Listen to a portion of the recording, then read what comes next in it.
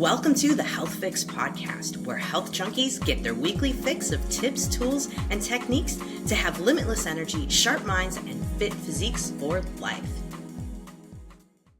Hey, health junkies. On this episode of the Health Fix podcast, I'm interviewing my pal, Theresa Levine, and we're going to be talking about all things perimenopause, menopause, our experiences, all the crazy things that have happened, and the things we've tried, what's worked, what hasn't, and all that. So let me tell you a little bit about Theresa. She is the founder of the Becoming More Me program, but she's also has a book with the same title. She's a master EFT, so emotional freedom technique practitioner, and she's a hypnotherapist. So we're going to be talking about things from the lens of what she sees in her practice, but also from what I see. We're going to be talking about when things don't go well with experiments that we've tried and when things go well, and misconceptions about this concept of natural hormone replacement therapy. And that for some reason, folks are saying bioidenticals are natural. They're synthetic, just like the other hormone replacement therapy. There's just less toxins. So we're going to get into that and what that means and why people are becoming confused in all things midlife drama.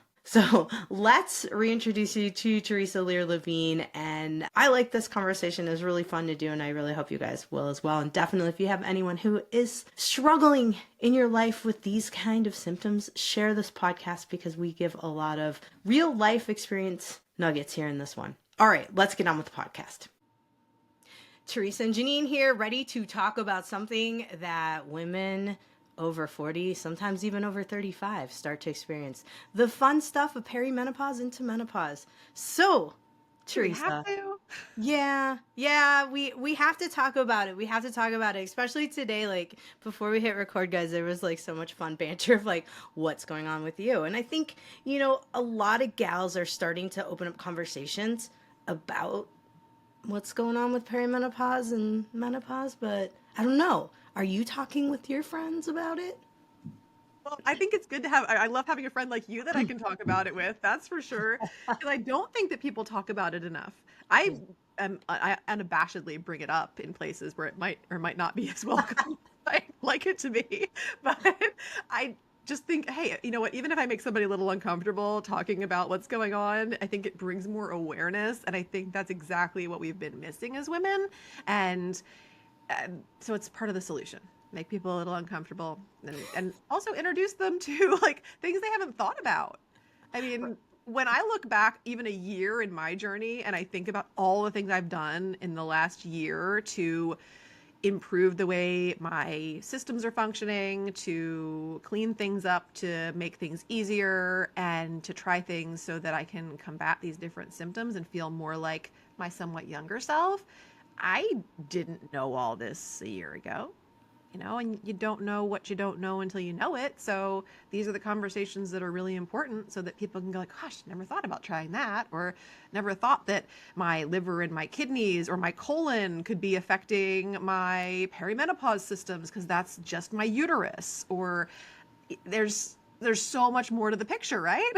Oh my gosh, so much. And yeah, that compartmentalization thing is real. Like, we've been taught that through the conventional medical system, that like, this is one part experiencing that, that's one part experiencing that. And thank goodness there's a lot of conversations out there now about how perimenopause and menopause shifts, and I call it changing of the fuel in the body is really affecting every part of your body. And it's like, I mean, some days it's comical, some days it's frustrating. And because I'm experiencing it too, I feel like I guess if I was younger, I feel like I wouldn't be able to relate to my ladies. And now I'm like, oh my God, I'm experiencing all these things. And even like you said, a year ago, I was looking back at some of the things that I was experiencing and was like, oh, I had no idea that was probably part of hormone shifts too. And just kind of the effect of the whole shift on my body. So wow. Yeah. And do you relate with like the ADHD type symptoms yourself? Yeah. Oh yeah. Okay, I thought so, but I didn't want to make any assumptions. I obviously do. And I knew there could be some overlap, but I think that that is one of those things that is getting majorly overlooked when people are getting diagnosed. I mean, looking at my own story, of course, I know without a doubt that ADHD was part of my life since childhood. We weren't really diagnosing it back then or doing much about it. I just have always kind of tried to embrace the upsides of it. But I would say that in my early 40s, it got a lot more challenging. And that is when I got my official diagnosis. There was enough going on at that point where I was like, huh, maybe I do want to see if medication would help, or maybe I do want to know, is this what's really going on? And also, I did several of my kids had been diagnosed, so it just made sense. Like, go get the diagnosis. We're all in this together. Let's see.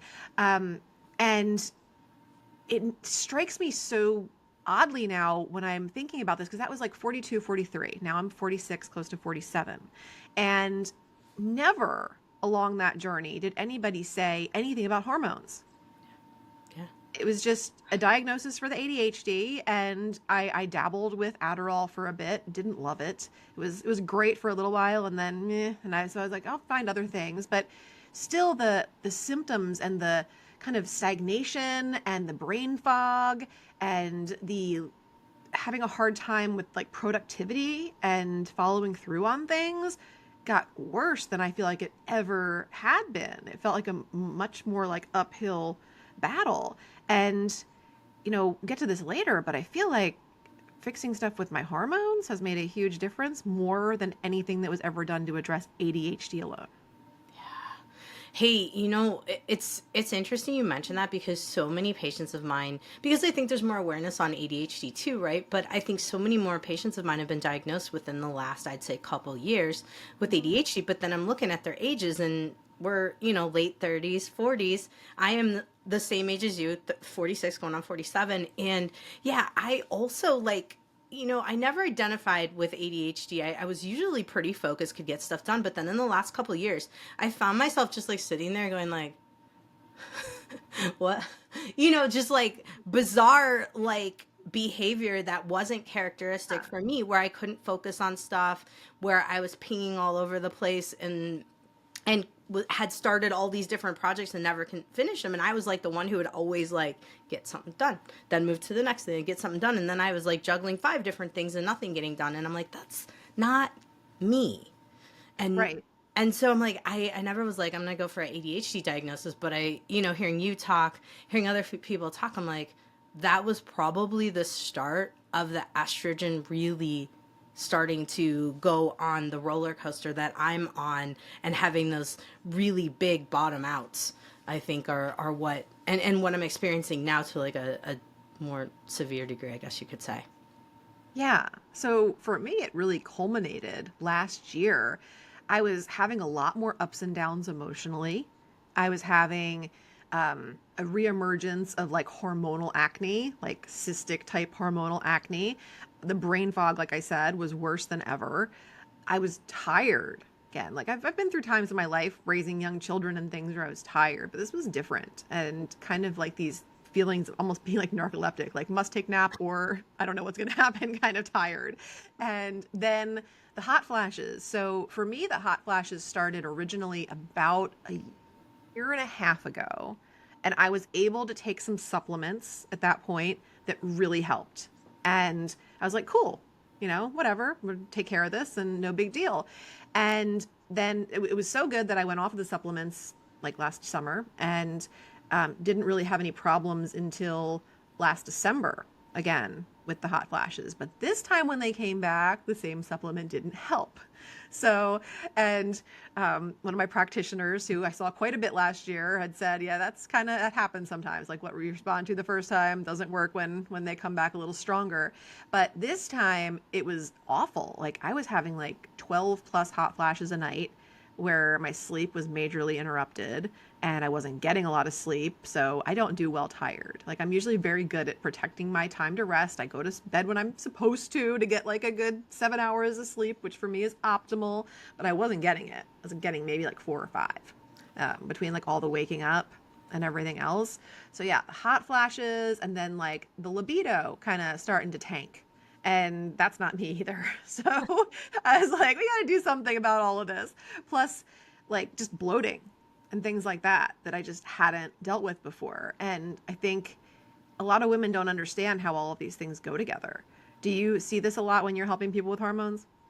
Absolutely, absolutely. I mean, the bloating, because let's face it, we have phases in the alternative medicine space where there's parasites. That's kind of what's hot right now. And back like a few years ago, it was SIBO, and back a few years before that, it was Candida. And so a lot of people are still stuck trying to do multiple gut protocols and thinking like, why can't I get any better? Like, what the heck's going on? And I myself, I would say that this was probably one of the areas that I was kind of trying to tease out for clients and myself, because I've had some really like crazy gut stuff happen over the last couple years. And I was doing all my protocols, right? Like, got the probiotics and the colostrum and the tributrins and the this and that, and nothing was touching it. And so I was like, oh my God.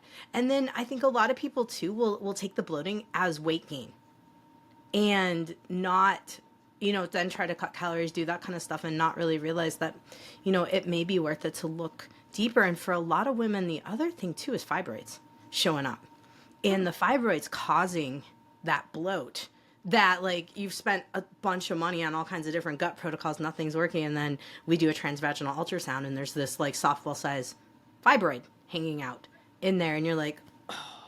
And so part of it, I mean, I'll be fully honest, like I'm learning as I go here, as a lot of things I'm like, oh shoot, that was the hormones. But at the same time, Yeah, me too.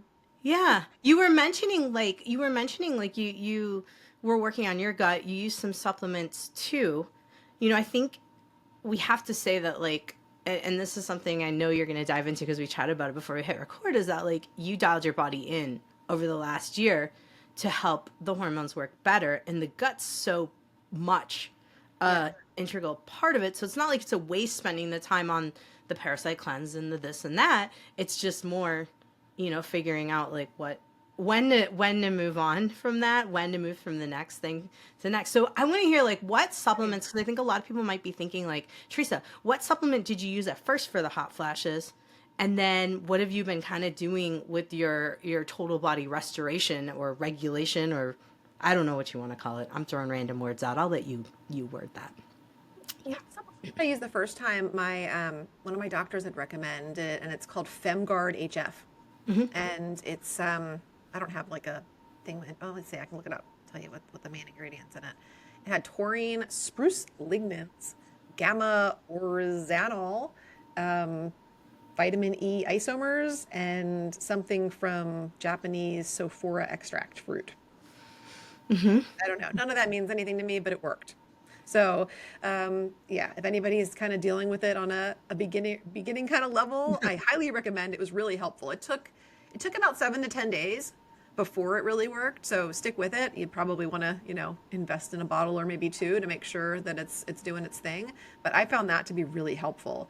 And then, I do think there's like an energetic component in like balancing out the body, and that's what I really wanted to be responsible about doing as I kind of, went through these different protocols. So I worked with a bioenergetic practitioner, and, we did hair testing to, kind of see what was going on in my different systems, which is kind of like a quantum lie detector. So where you can kind of see what's going on. And we noticed a lot of different things where like my different organs could use a cleanup. So that was kind of the first line of attack, was looking at things with my liver and my kidneys. Had me doing like gallbladder liver flushes every like 5 or 6 weeks pretty much. And I don't know, that seemed to make a bit of a difference. Now, I'm also not just bloating, I definitely have weight gain. Like over the last few years, I've probably put on like 40 pounds. So pretty significant weight gain for me, being that even like before and after the weight gain, I still I work out, I lift weights, I walk, I get a lot of steps in, I'm very active, I have 4 kids. So not a whole lot changed, and I eat very well and very healthy, I think too. And I throughout the last 4 years, as I've gained weight, I tried different things, more high protein, kind of keto style. I tried eliminating different things. In fact, when I started doing these protocols last summer and we did the hair testing, there were allergies showing up to things like chicken, pork, turkey, dairy. I'm trying to think what else we eliminated. We eliminated a lot for several months. So for several months, I wasn't eating a lot of those different things that I would typically eat as protein sources. It was a lot of steak, beef around here, and eggs. Wow. So, but then when we redid the test a few months later, and with the different like remedies and things that we did to clean up different systems, I was no longer showing like allergic reactions to those things. So I'm back to being able to eat those things again. The dairy is still kind of like hit or miss as far as like I've replaced a lot of the things that are dairy with other things because it does seem like my body does not love like the dairy and the cheese. But other than that, I've been able to add everything else back in, and dairy and cheese are just kind of at my own peril. So they're not like necessarily like making anything horribly bad, just whatever. So yeah, we did a lot of cleanup as far as the diet and the gallbladder, the liver. I did things like the Zen cleanse for my colon to, get rid of the mucoid plaque and things like that. Tell us more about that. You can probably speak better to that than I can, but the idea in cleaning up the systems, the organs around like the uterus and things, is that all those things are really close. It's not like anything's that far apart inside of your body. So if there's a bigger, load of toxins or things to clean up in a system that's, your colon's right up against your uterus, So, and if you look up mucoid plaque and pictures of that in the colon, there's some really interesting and pretty gross images to see. And that's pretty much, you do this cleanse for 24 hours, which is very easy. It was very easy to do. And then your body releases this plaque over the course of the following days. And it's kind of like cleaning out a sewer pipe. Nice, without having to do a colonic. Right. Now, coffee enemas were also something that was recommended during this journey too. So it's like, I have tried the whole gamut of things over the last 9 months or so. And that also, kind of to see if that would help with both energy and kind of cleaning out toxins and things like that. Anything to add from you on any of these things that were recommended for me, or how or why they might work? I think it runs the gamut depending on the person, and like, yeah, coffee enemas, they've been around for eons to help cleanse. And so, yeah, absolutely something that could be beneficial. Why it may work? Well, coffee's America's best laxative for a reason. And it does pull out a lot of stuff because it's going to trigger a good squeeze, let's put it that way, on the gut and the stimulant there. So, that the mucoid plaque, getting any stuff that's stuck to the inside of your colon is amazing for you, and just really helping, because one of the things that gets confused as we get older is the reabsorption of estrogens. And that's something that I've dealt with for, I would say, much of my life, and didn't know it in my 20s, and I'm guessing that's probably why my mom ended up with breast cancer that was estrogen positive. I think she just struggled with gut stuff. She was more on the constipated side. I'm more on the opposite side of that department, but it still plays in for something called beta-glucuronidase. Now, did you do any testing like GI map or GI effects with Genova, or did you guys do any of that, or was it more just hair? So we did the hair testing, and we also did a bunch of blood work. Okay. And labs. Just instead of my doctor's like, A-okay, everything's fine, we had a different viewpoint on it where I was like, oh, this could be way better. So, we did find things through both of those tests that showed like congested liver, gallbladder, and colon, that showed viral loads like Epstein-Barr type stuff, that showed some parasitic frequencies, and that also showed that like my adrenal glands were pretty stressed out, and those inflammatory food responses, but I guess it wasn't like allergies, it was more inflammatory. But it's kind of like, no wonder I felt like crap, because my body was like in defense mode. Yeah. So that's a lot of what we found. And, we started with things like berberine and artemisia to clear bacteria and parasites. We added in things like psyllium husk as like kind of like a gut sweeper. We added in milk thistle to detox the liver. We did a bunch of like different types of like binders so that we could trap those released toxins. And throughout a few of my different protocols, we would add in DIM to clear like excess estrogen or xenoestrogens. Yeah. Can you explain xenoestrogens better than I can and how they show up for people? Like I don't. I'm Sure. just like, okay, like I listen when people explain stuff to me, but then I usually it gets released and I don't remember exactly how to explain it very well anymore. That's a great question. Yeah, xenoestrogens often come from plastic in the environment. One of the most common things that we don't think about as adults because we're so used to having this stuff around is like we go and get the to-go cup from Starbucks and it's got the plastic cup on top and we're sipping on that plastic. Or we may have our like to-go mugs that we sit in the car and we're commuting to work with and they Mhm. have plastic on the top. You have a very good example there. It looks like the Yeti is this Silicone. thing. Yeah, silicone and stainless steel there. And you've got your stainless steel straw too, Yes. which This has also, a silicone tip on it because I like to chew on it.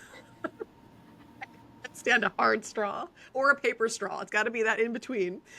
huh. Interesting. Yeah, the thing about the paper straws, they melt before I finish drinks, and that just grosses me out so much because I'm like, what is in that paper? Oh, yeah, I can't do it. But here's the thing, a lot of people, will go and mix up the coffee or the tea and it's like a plastic stick there. So now we've Right. like plastic ourselves like 4 times. And if you go to a restaurant, chances are that they've heated things in plastic. We Sure. might have scrapes on our pots and pans, all of that stuff. And if you're doing Bottles we purchase, right, right, the at the clothes convenience we store or wear whatever. has plastic and it gets washed in hot water sometimes. We can't avoid plastics. Like I know people are saying like, oh, you got to detox all the microplastics, but I really don't know how. Like I was like, I don't know how we're gonna get that all out. But xenoestrogens really, truly, for most people are coming from plastics. We also have the ones that are getting converted from pesticides and the chemicals in the air. It's I did everywhere. things to detox the microplastics as part of my protocols, and obviously that's just not something that lasts. That's Hmm. something that, if we're going to detox those kind of things, we need to do it regularly, like every, few years or something like that, so that we can really have that benefit last for longer. But yeah, the way that it was kind of explained to me as I was kind of getting into these protocols was that like the liver's kind of like a hormonal processing plant. And if it's sluggish, then you can't metabolize the estrogen and fat doesn't burn efficiently and toxins back up in your bloodstream. So it's like everything gets worse if stuff in the liver's not in order. And I don't think that typically gets addressed with any, with a typical like primary care physician or somebody who you're going to see about your hormone imbalances or your perimenopause symptoms. No, no. Unfortunately, it's really cool right now to be like, I work on hormones, but really, it's I give you hormones, and then you maybe take some supplements that counter it, but nothing's customized, and there isn't the prep beforehand. Because I'll be honest, I'm the one that sees people when things go south with the hormones, when they can't tolerate them. We need to microdose them. We need to go back to basics and clean the body back out, and yeah, the biggest thing that's being overlooked, I think, when it comes to figuring out hormones for women is who's got fatty liver going into this and who's got the start of fatty liver going into this, because that is one of the biggest issues that I see happening. Estrogens start to come down as a whole, cholesterol goes up. Well, cholesterol is where it's getting processed through that dang liver of yours. And if you start to see your liver enzymes going up and your weight's going up, you can do calculations to see what's up. There's something, I mean, the BMI, I do not love it because I'm always overweight on it based on my muscle mass. But it does help in using the BMI, find out your BMI, and then calculate something called the hepatic steatosis index. And every single one of you guys out there right now could literally type in hepatic steatosis index, armed with your BMI calculation, which you can also get online very easily, and plug in, go to your labs at the Comprehensive Metabolic Panel, and you can plug in your AST and ALT levels right there, and you're going to get your index. Anything over 36 is considered fatty liver. Anything between 30 and 36 is inconclusive and what I call probably pre-fatty liver, time to really do something. If you're way under 30, then I'm not worried about you. I'm like, okay, you're doing all right in that department. So that's a big one that like I'm looking at, man, I should have looked at that 10 years ago on myself because I'm pretty sure this process was happening 10 years ago. Yeah, that's fascinating. And thank you for the resource. That's definitely helpful. I've never actually looked at that either. So I'm going to be hopping over there after we're done to see where my levels are. Yeah, and there's so many different components, and I'm still trying to figure out the weight part of it. And I do Yeah. think that what I'm doing now is going to help because, like I said, I feel like whenever I have experts on and we talk about like the things to do when you're in perimenopause to, you know, either lose weight or maintain muscle and weight and stuff, it's like I'm already doing all of those things. So yeah, and as we kind of went through these different protocols, you know, we looked to see, you know, am I pre-diabetic? How am I processing insulin? I even wore one of those, you know, things on the back of my arm for a month to like, you know, check how my body was responding to different foods and things. That wasn't a problem. We even went so far as to look at like leptin because apparently like your leptin levels can have and the way that you're like exposed to different lights, and Lord knows we've got a lot of weird light sources and things that affect that these days, can make a huge difference on the weight that you put on or don't release. So my leptin levels were fine. My I was, you know, my insulin and the way I was responding to stuff when I was wearing the continuous glucose monitor were fine. And it was to the point where the guy that I was working with was kind of like, I don't know, maybe you just need to start working out like twice as long or whatever. And I'm like, that sucks, but I mean, I'll try it. Like, and I even started, you know, doing heavier workouts and things, and still like, it's like I'm not budging.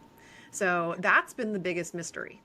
That's been the biggest mystery, the weight and everything else, because it feels like, okay, all my systems are pretty clean right now and things are good and I'm eating healthy, and it's still like still not coming off. So I think I'm hoping I'll have the answers to that somewhere in this year's things that I try out and experiment with.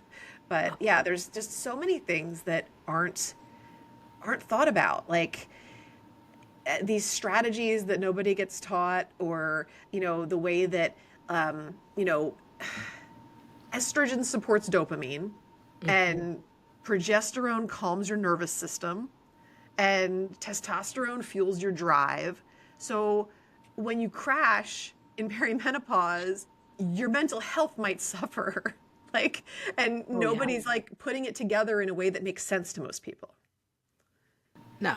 So it makes us all feel like we're kind of being like gaslit all the time. And then I think I talked to you about this too, because so the thing that's been working for me right now, the best has been HRT or BHRT. But I had so much confusion when I went first to my primary care physician because I had talked to Jason Prasad, who I was working with on all the other protocols, and he gave me some final protocols to try, and he's like, oh, you know, we can try doing like the bovine placenta and the different, you know, organs and things, and we can try more dim, and we can try this, and we can do that that colon cleanse, and I did all of those things. I still like wasn't getting anywhere, and he's like, or you know, you can kind of press the easy button and go get some HRT. And I was like, but there's part of me that felt like I needed to like try all of the other things to see if I could fix it in a different way first, which it's like, if I had known how good this was going to be at first, I probably would have skipped a lot of the other stuff. But I also feel like what we said before, like I set myself up right by doing those things.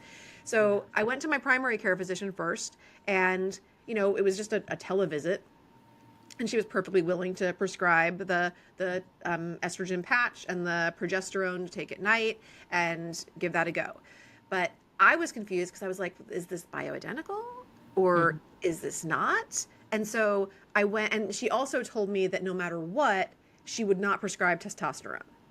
So it's kind of like, interesting, but also like, whatever. I mean, that's the way you do things. That's the way you do things. So I wanted to get somebody else on my team that would at least test and give me options for that if I needed it down the road, and also would prescribe something bioidentical, because my doctor's telling me this isn't bioidentical what she's prescribed, and you know, also telling me it's not necessary. It's a, you know, whatever, and you know, but if you want to do that, you can go to a compounding pharmacy and you can get it. It's like, okay. And also I've heard the other side of it, so I'm confused now more than I already am.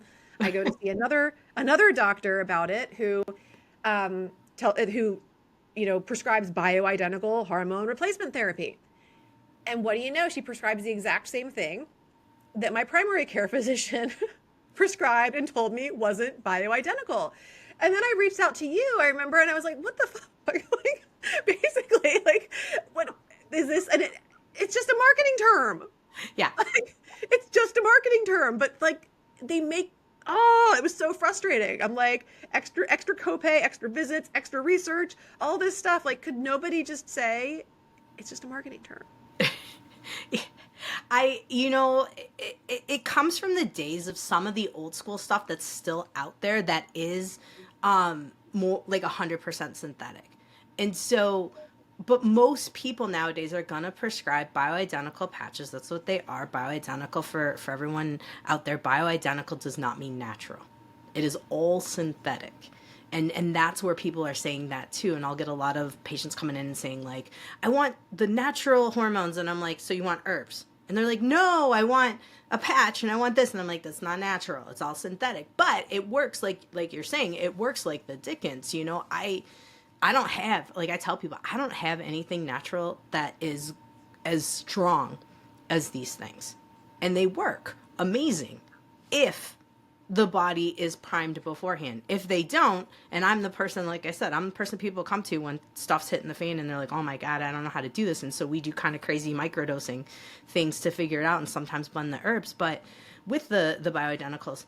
But yeah, bioidentical really is, I mean, for lack of a better term, like, yes, they look more like your hormones are in the body, but really it's micro. I mean, it's marketing now because we're mostly using, even in the conventional space, the bioidenticals. And it's usually, and just to get this out there, because for folks who are like, oh, maybe I want to just try what my doc has because it goes through my insurance.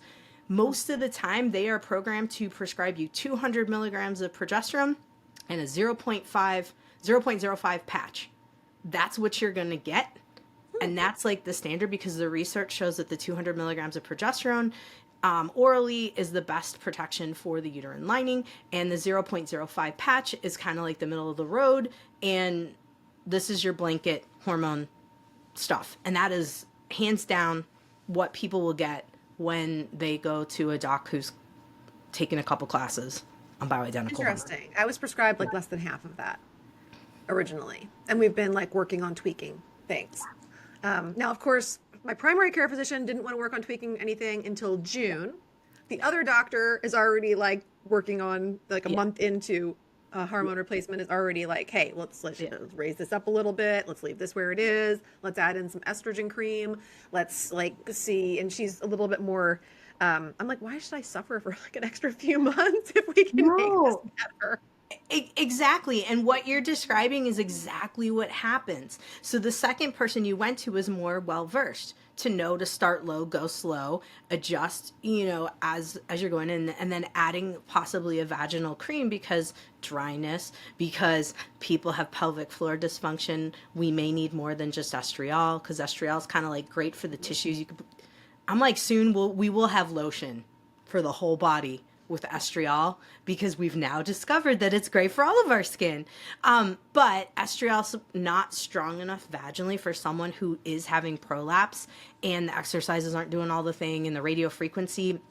So radio frequency treatments for pelvic floor, by the way, game changers for people. It's spendy. It's about $3,000 to $4,000 for a package, and I think it's like maybe 4 to 6 sessions. I don't know. I don't want to get exact on that. Sit on the thing? No. Emcella, no. Emcella of sitting on the thing for your pelvic and bladder it's not strong enough. It's not strong enough. This is actually a wand that goes like an internal in. wand. Yeah, and they have this teardrop that goes in internally too, and it helps you contract it's like a TENS unit for your pelvic floor. And my girlfriend that does this in Tacoma, like, it's amazing. Like, we were giggling the whole time because I was like, oh my God, it feels like you're doing a massage of my vagina, but like not in a sexual way. I'm like, this actually feels like it's loosening like all this tension that I've had for years. And like, no joke, her one session got rid of a back pain that I had forever since that disc herniation a couple years ago. And that pain has not come back to this day. It's come back differently, but not that same deep right-sided, like no one can get to it with the massage kind of pain. And that radio frequency, that little wand just went. So what kind of places offer this? Mostly med spas. And the device is a Morpheus is what it's called. And it's also used for like skincare too. So they have a Morpheus 8 that has microneedling, but you can microneedle your vaginal tissue, which may sound terrifying to people. But don't worry, there's a numbing agent. It's not that bad. And I have not had it done because I don't have severe prolapse, but I have patients that I've have. heard way worse things. Like, Yeah. I've I never only understood why the slang for one is used as an insult, because I'm like, they are some tough things. Like, yeah. they can handle some microneedling. Yeah. Yeah, I mean, and obviously with the numbing agent, but like the truth is like I'm seeing great results with those. And, depending on how severe, like there are some cases where it's not going to help because it's so severe, but everyone that I've sent over there has had benefit. And this is Empowered Med Spa in Tacoma. If you go to their website, you will see what it is. It's RF, radio frequency treatments, and then Morpheus 8 is what they're using. And I mean, just like Emsella, don't waste your money. Don't do the sitting thing. Yeah. No, I wasn't planning on. I just wasn't sure if that's what you were talking about or not. Mm-mm. I will try this though. I will definitely look for places near me that do that, because I did pelvic floor therapy with my PT after my now 8-year-old was like a year or so old, and had really good results with it. But then I feel like it's gotten worse over the last couple of years again, and the same things aren't fixing it. Yeah. Yeah. So this could be a good alternative, and sounds like it's pretty awesome. So I'll give it a try. Yeah. Yeah, yeah, all these things that people just don't even know about, because they're not the kind of things that regular doctors are talking about. But I gotta say that as soon as I started the HRT, like less than 24 hours in, I slept better the first night, even just with, the first night taking the progesterone along with it. My focus, like I knocked out my to-do list that first day. And like I mentioned before, when I was diagnosed with ADHD, I did try Adderall, and I had really good response to it at first. Like I had a few like really great weeks on Adderall where I was like, this is amazing. And then it wasn't amazing anymore. But with the HRT, I was like, wow, this is like better than Adderall was. Like I felt good. I had good energy. I was like in flow. I was motivated. My productivity was like soaring. And yeah, literally it was better. So it felt like to me when that happened that I was like, I have found the missing piece, not just for my brain, but for my whole being. And that felt really good. I get so many texts or voicemails of like, why did I wait so long, kind of stuff. And that's the beauty of it. Like it really does benefit, but I have to stress, like, you put in the work ahead of time. And this is where I have a lot of people who will try things and say, oh my God, I feel worse, everything's terrible. And this is where it's like, right, we got to go back to basics. And I don't let people suffer. I will put microdoses of hormones on while we're working on the back end of things, but I'm not going to throw in like the 200 milligrams of progesterone with the like 0.05 patch. Like it's not going to help a lot of people that haven't done the pre-work. And that's where I'm at personally, is trying to do my pre-work before really loading myself up. I mean, I use progesterone, have for like 10 years. And it's helpful for sleep, for sure. But estrogen I can't do consistently, like we were saying, yet, because not because I get periods, by the way. A lot of women have been told, and I don't know if you were told this when you were still getting your period, that you couldn't do estrogen. Were you told that? No. Okay. No. No. I mean, my periods just started getting like really irregular in the last like 6 months, and then like I haven't had one for a few months. So it wasn't that far out from not having one when they put me on HRT. So it's like still I could have had one any day. Yeah. Yeah. And that happens. Yeah, I still could. I mean, who knows? And I think just the idea of perimenopause and menopause in general sometimes gets misunderstood too. I remember it being like a really big eye opener for me when I think I was reading, what is the book about perimenopause? I think it's like Menopause Brain or something. I'm going to look at my Audible library so that you all know what it is, and you can look at it if you want to. Menopause Brain, yes, by Dr. Lisa Mosconi. So she talks about the different stages, and she talks about all the different angles and things, and that was really helpful. I know Megan Swan, who was on my podcast, recommended that book when we were talking about perimenopause on my show. And but she talks about how it gets really misunderstood that you're in perimenopause up until you have 12 consecutive months without a period. And then people always talk about, oh, I'm in menopause now or whatever. But menopause itself is a 24-hour event, Yeah. which is like, oh, I was like, I never heard it explained that way. And I was like, oh, that makes total sense. And then you're post-menopausal Right. for the rest of time thereafter.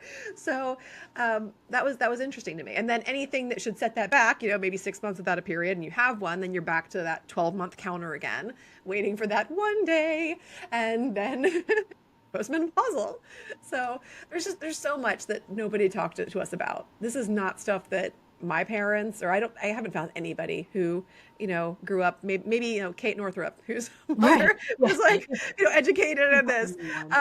You don't hear about a whole lot of people who grew up with an education around their cycle or what happens when their cycle stops or anything. And this is like, it's a huge part of our life.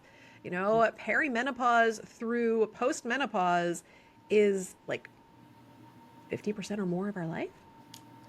Yeah. It's a big chunk of it. So understanding how to manage it and make the best of it seems really important.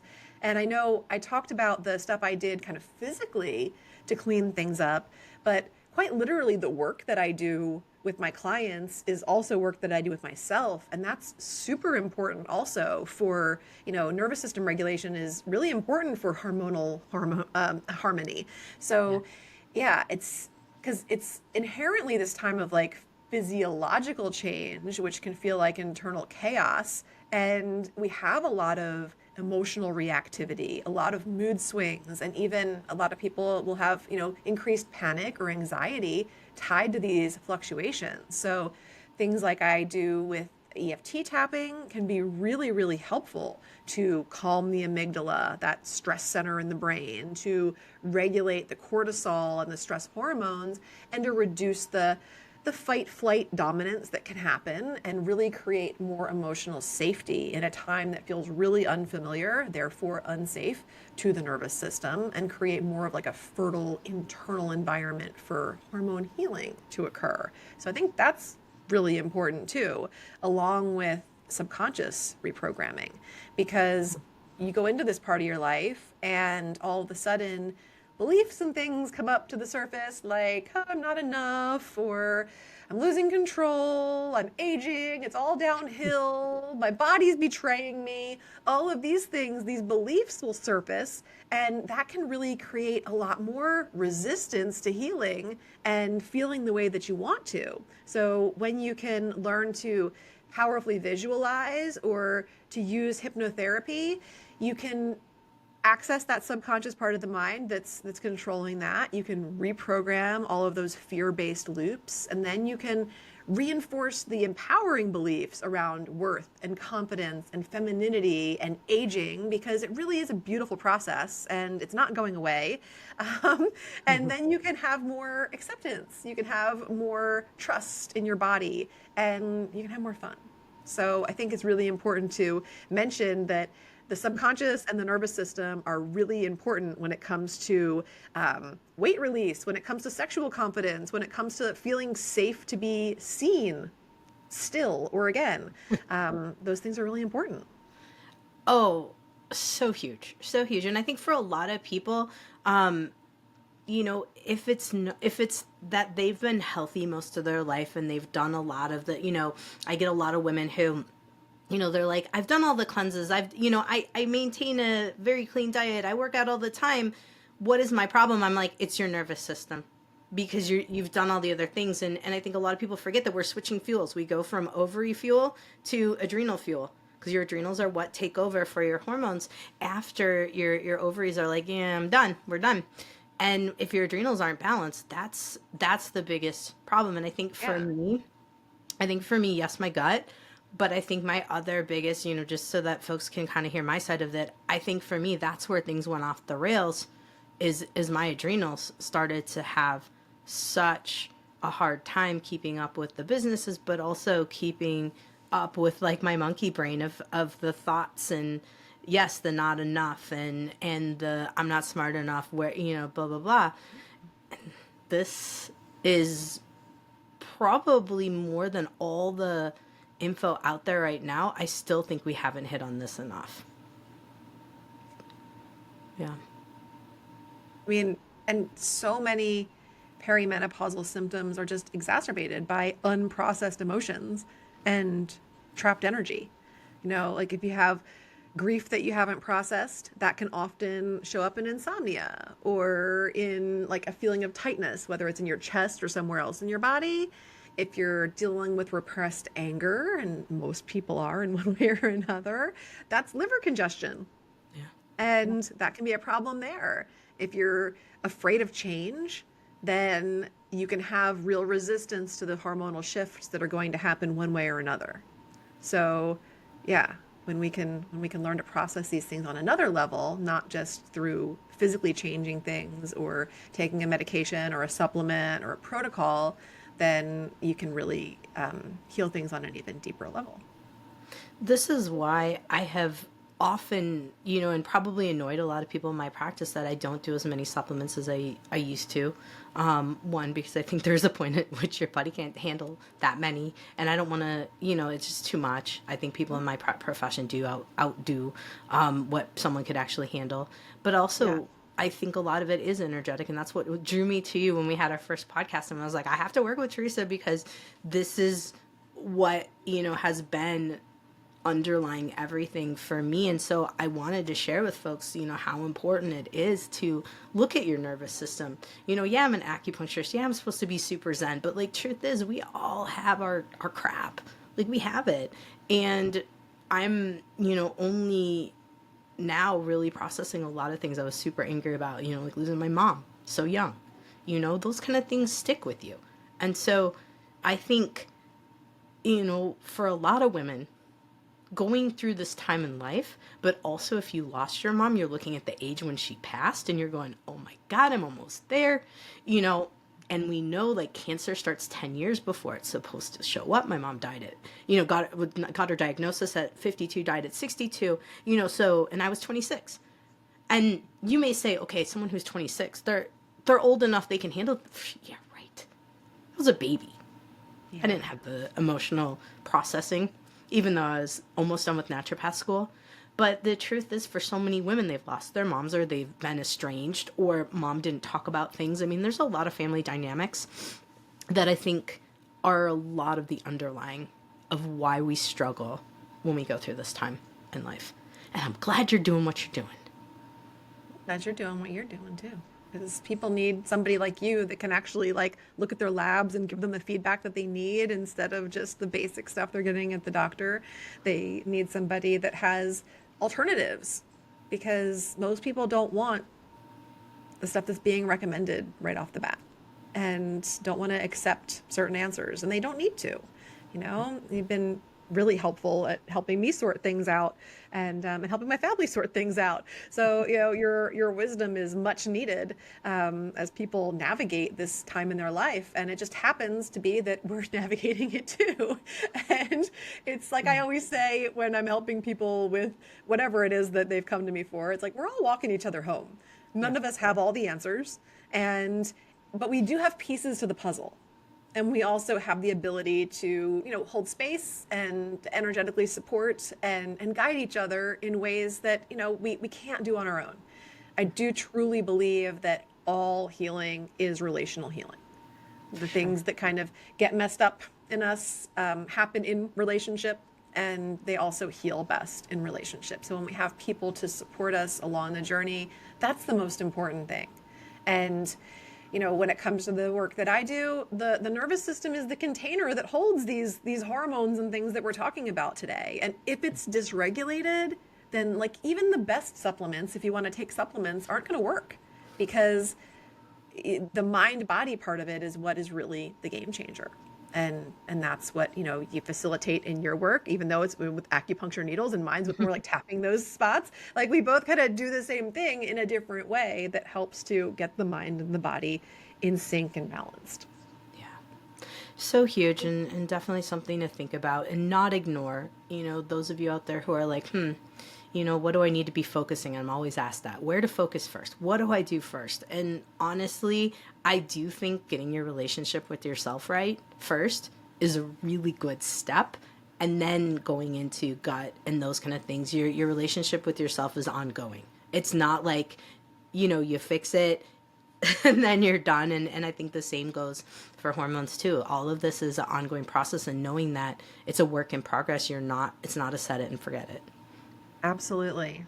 So I guess what I would say to anybody who's listening, if you're feeling a little stuck with your health, if you're feeling like somebody kind of stole your sparkle, or you're gaining weight despite doing everything right, or maybe your libido is tanking and your patience is thin and your brain just doesn't want to focus the way that it used to, just please know it could be something much more than just like your mindset. It could be your hormones, and there's so much that you can do to support yourself. Seek out the answers. If you have questions for me or for Jannine, reach out. I'm always happy to share things I've tried or names of products or whatever else might be helpful for you. And we can all help each other and walk each other home on this journey. That's where it's at. That's where it's at. Theresa, thank you so much for meeting up with me today and sharing all of your story with us. Let's tell folks where they can find you and connect with you, especially if they have questions. Absolutely.